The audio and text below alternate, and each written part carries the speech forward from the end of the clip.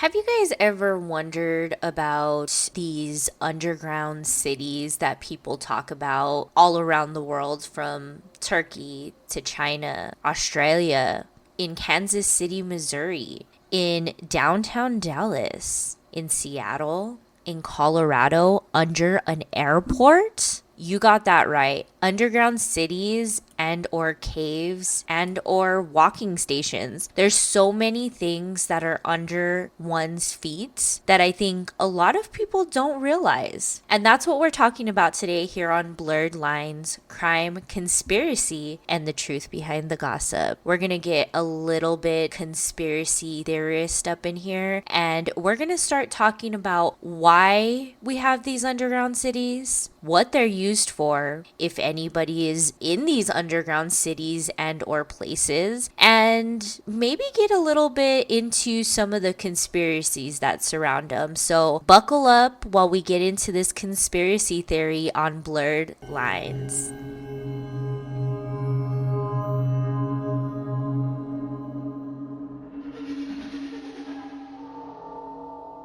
So let's get into first, what exactly is a underground city? What does that consist of? Where do we find them, and how do people classify them as quote unquote underground cities? So an underground city is a series of linked subterranean spaces that may provide a defense refuge, a place for living, working or shopping, a transit system, wine and storage cellars, drainage tunnels, or several of these combined. Underground cities may be in currently active modern creations, or they may be historic, including ancient sites, some of which may be entirely or partially open to the public. In my deep dive of underground cities, I have seen underground cities that have blast doors. I have seen underground cities that are used for delivery systems, time capsules, markets, tunnels that were made to hide the government and elite people in the world, lost cities, and even farms, guys. Anything that can be above ground, I have learned, can also be underground. This is just so crazy. So a lot of what I started looking into were a lot of underground places that help things, such as subway tunnels and things that are used as delivery systems. Now, I did state to you guys the tunnel underneath the Colorado International Airport, and that's one that I actually was going to do a deep dive on that, but you know what, it's around. There's a lot of videos on it, there's a lot of different things talking about it, and I really just, I was like, nah, I'm not gonna do that. But there is an underground to the Colorado International Airport. Now, if you guys don't know, the Colorado International Airport cost $2 billion to make and was 6 months behind schedule. Part of the reason why it was 6 months behind schedule was to do with the underground portion of this. Basically, the underground portion was to house a delivery system for the airport's luggage, which, you need your luggage when you get on a plane and all of this stuff. So that's what it was used for. Now, when they unveiled it, it never even worked. Yeah, so it didn't even work at all, and they scrapped it. They used it for maybe like a year, and then they scrapped it, and then later on down the line, they ended up using it for another year. But let me tell you, so think about this. This is a $2 billion international airport, and it is ginormous. Allegedly, this airport has a huge underground facility. Now, yes, a lot of it is used to transport your luggage and to move it from one place to another and to put it on the planes and yada, yada, yada, right? However, a lot of people don't have access to the full underground, or maybe don't even know what everything entails. There is speculation that this underground under the the Denver International Airport, a connection to the Cheyenne Mountain Complex in Colorado. Springs. So the Cheyenne Mountain Complex is another underground facility. It's a military bunker. So it's a self-sustaining military bunker. This is what it was made for. It's over 2,000 feet below the surface. This is still an operational military base, and it's from what I hear is currently it's basic. They run off of a skeleton crew. They don't use it for much. It's basically like it's down there. Now, Cheyenne Mountain Complex in Colorado Springs, Colorado, the military installment is primarily used right now for an alternate command center for the North American Aerospace Defense Command, or NORAD. So that's what it's used for. It's also used as a crew qualification for site training. And like I said, they do run off of more or less a skeleton crew. It's like a secondary location to keep track of this NORAD as of now. It's highly secured, and it's built to withstand a nuclear, electromagnetic, and biological attacks. They do say that within this mountain, it does withhold rooms. It's fully stocked to live for an extended period of time.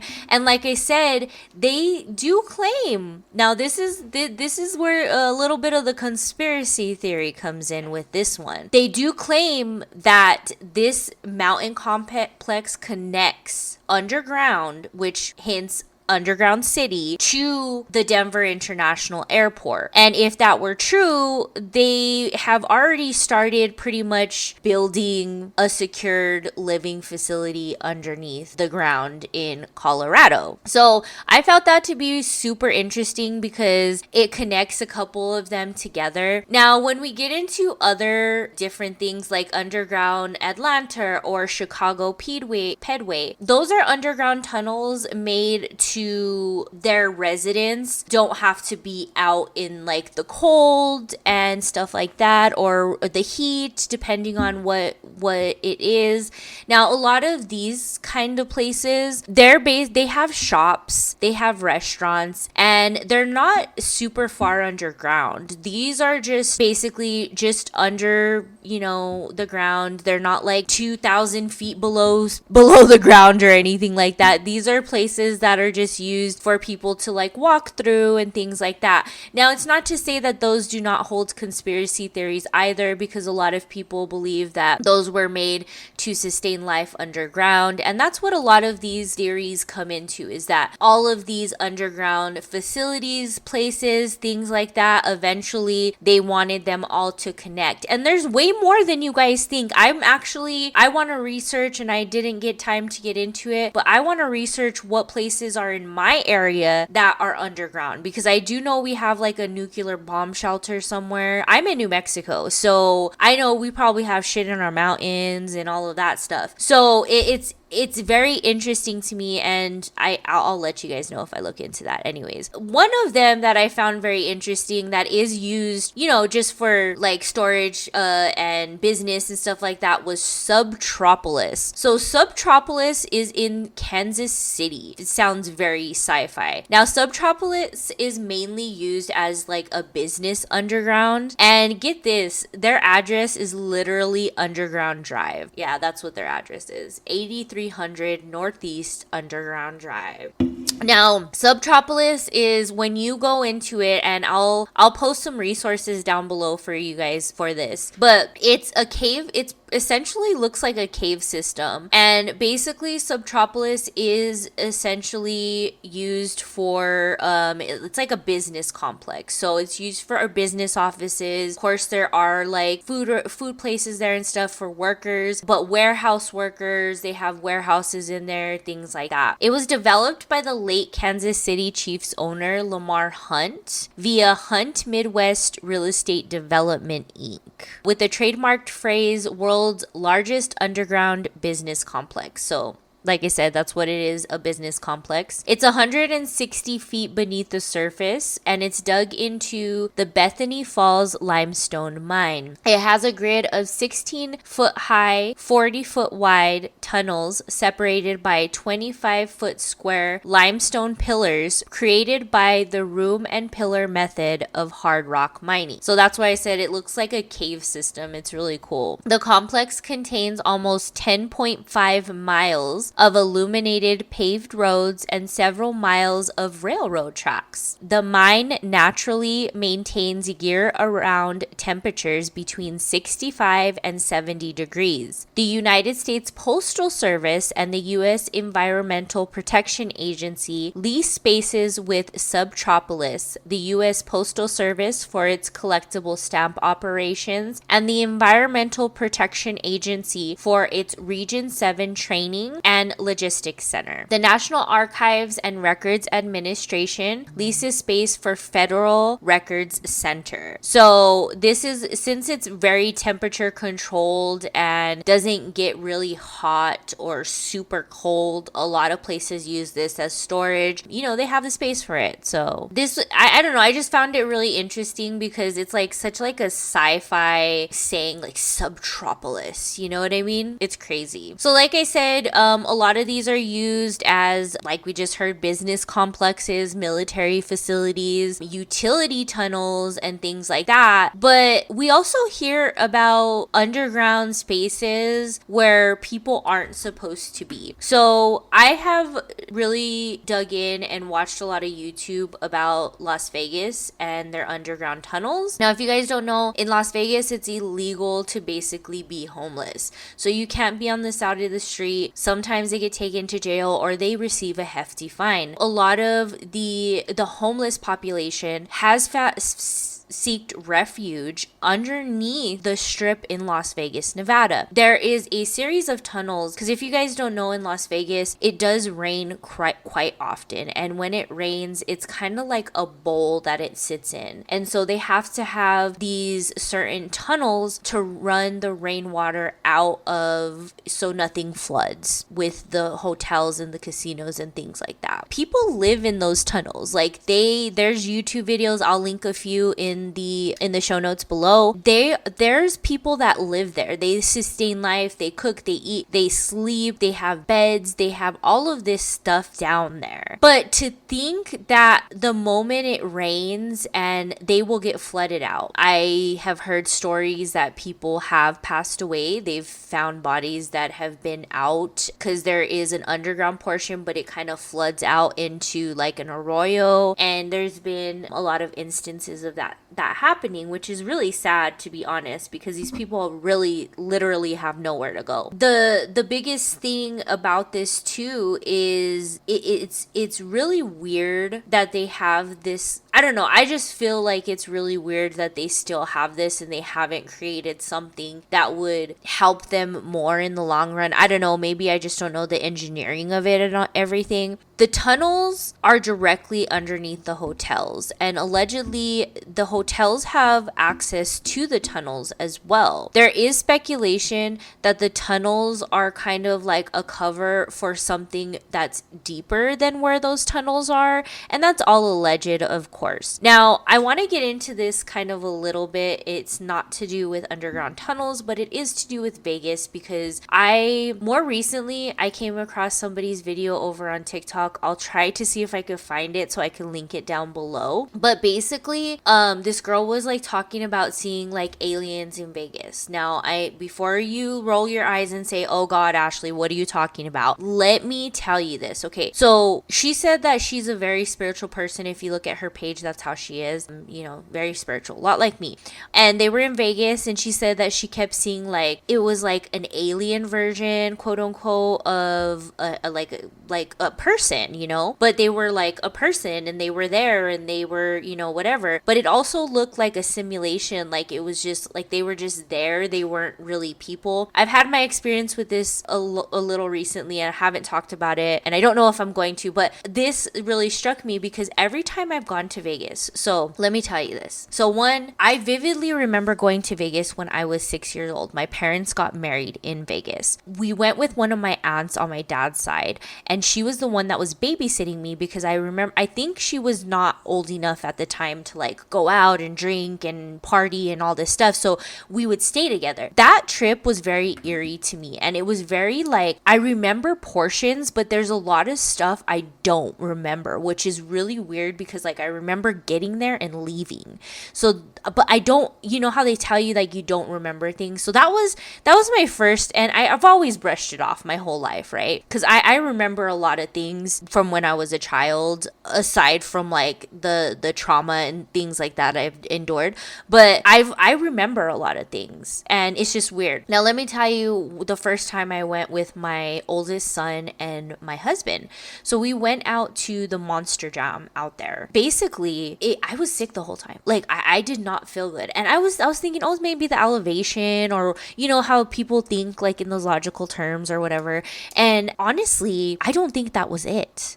Thinking back to it, like that whole trip made me nervous. I felt like this looming something over that trip. But regardless, we went. The last night we were there, I got really sick. So my husband's like, you know what? I don't want you sitting in a car for 8 hours or whatever. Let's just stay one more night. So we ended up moving hotels, staying one night. We stayed in the Luxor, which I was so sick and I don't remember even sleeping there. Yeah. The Luxor is the one that's shaped like a pyramid. You know what they say about pyramids? They say that pyramids, people built them around the world. The Egyptians built them around the world to, as not portals, but like underneath them, that's where they were underground. Like that's where the underground like tunnels would start. And there's allegedly this whole underground tunnel system that connects different areas of different countries and all of this crazy stuff. So what's to say that that's not one of the pyramids that is? Anyways, that's where I'm getting to the point is, what if there's something more under Vegas? What if there is something that is brought on by somebody in the ancient past, and this is why this was erected? I don't know when exactly the Luxor was built or anything like that, but it was so weird. Like it was weird, guys. The minute we checked into that hotel to the minute we checked out, I don't remember any of it. But I was sick as heck. I was throwing up.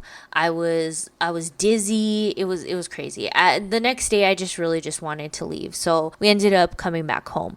Now let me talk about the last instance I went. Now this was it last year? I think it was last year. We went on a trip to Vegas because my son wanted to see some of the horror attractions that are out there because he's really into horror right now. He's 14 years old. We went out there last year. He was 13.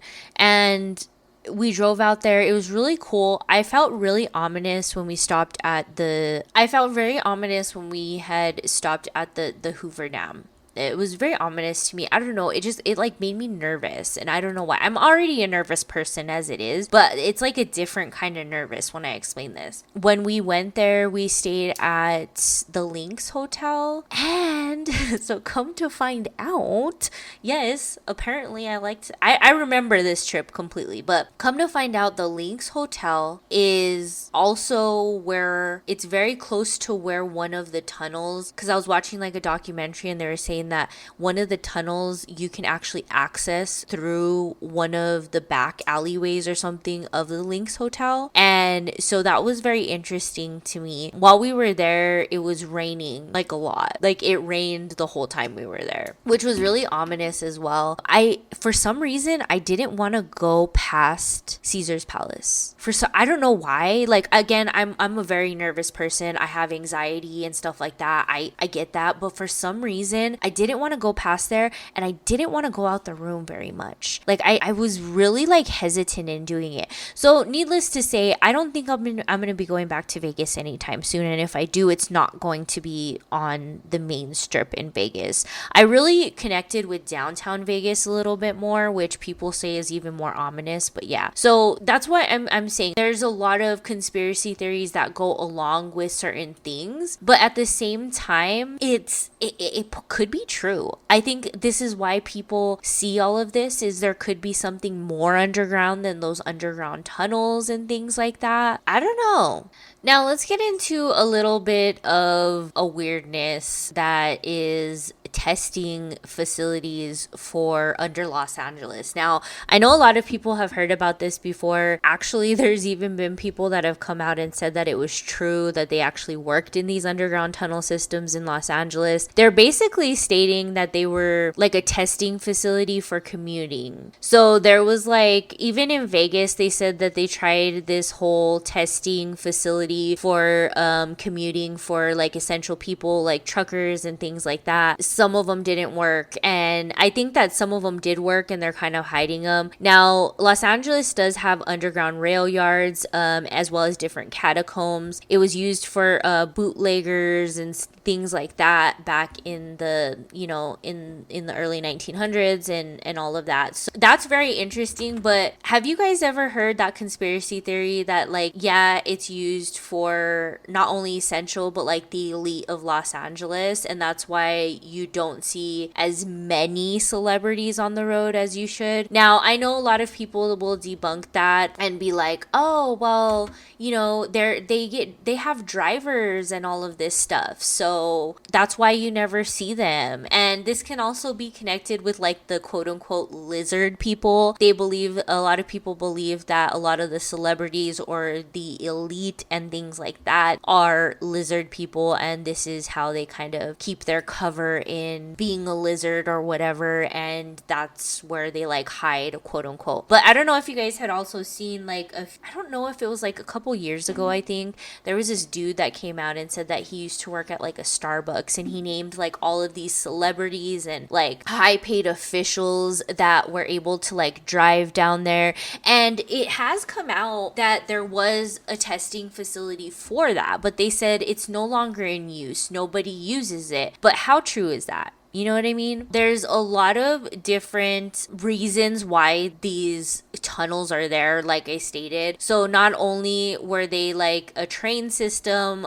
or a tunnel system for commuting back in the day, but they were also like used in the Prohibition era for alcohol and speakeasies and things like that. There is said that there is a lot of homeless that also still commune down there. Like I said, a lot of people, like, again, this is conspiracy. So there's a lot of people that say that these are like lizard people, or this is made for the elite, and that's who the lizard people are, you know what I mean? But it's a labyrinth of tunnels. It's 11 miles. So that's how that the underground tunnels there is 11 miles. Okay. So yeah, so basically I just pulled up a article here, and it says the reasons the tunnels were originally constructed was to ease the traffic that Los Angeles was experiencing.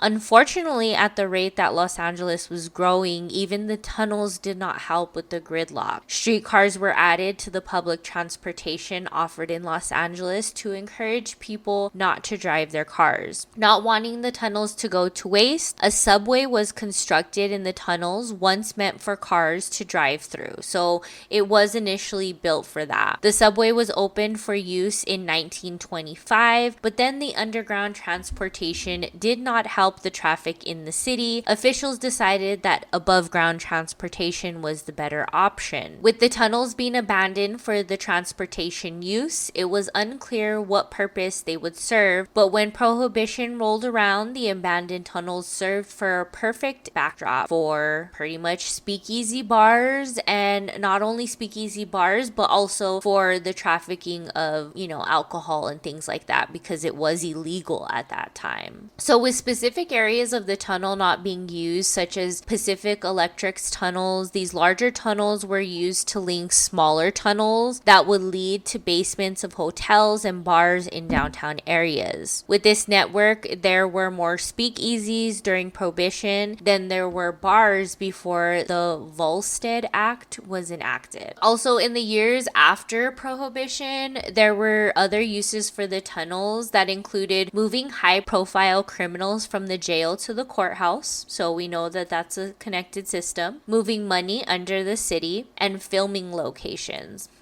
I wonder what movies were filmed there. That'd be interesting to know. So you can take a tour of the tunnels under Los Angeles. However, it most likely is just a portion of the tunnels, due to safety and things like that. So the Eastern Portal is a section of the tunnels in Los Angeles where there are rumors that it will one day be open to the public. When this will happen is unclear. This is why joining a tour to see where some of the tunnels run will give the most history and information about the history of the tunnels. So yeah, so that I don't know. I feel like Los Angeles is one of those places that if they have this vast underground tunnel system which seems to be connected pretty much connected throughout the major city of Los Angeles, it's wild. Now also, before we leave Los Angeles, and I don't think there's much more I'm going to talk about here, there is also in the hills of Los Angeles where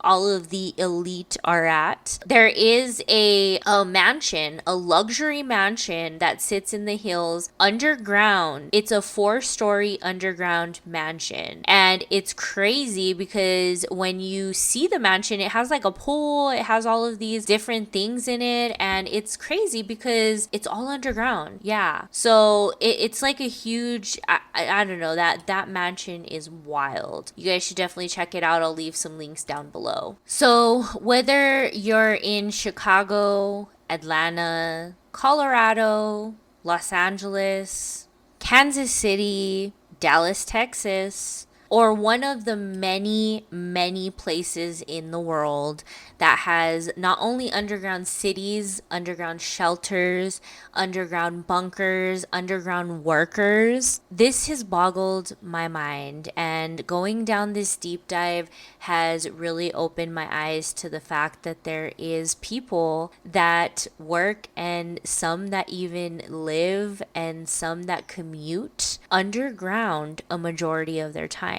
And it's a way that I don't think we've ever thought, because we live up here and we don't really think about other ways of living, be that on another planet or underground or maybe just floating in air. But this is wild, and it's been a thing since the early days of the 1800s. People have done it for protection, for shelter, for numerous different reasons. And it's so crazy to think that maybe one day, just like in the TV shows we watch or the movies we see, maybe one day we'll all be living underground. Thank you guys so much for listening to this episode. I do appreciate. Be sure you guys are subscribed and comment wherever you're listening to this podcast.